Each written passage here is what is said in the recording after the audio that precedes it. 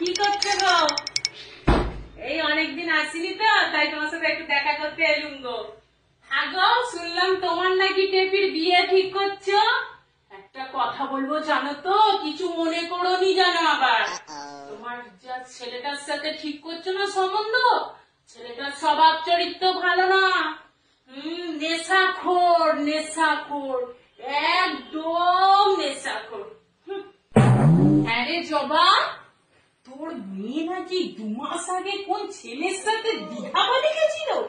হ্যাঁ গেছিল, আসে এখন না ওকে ঘর নিয়ে চলে এসছি।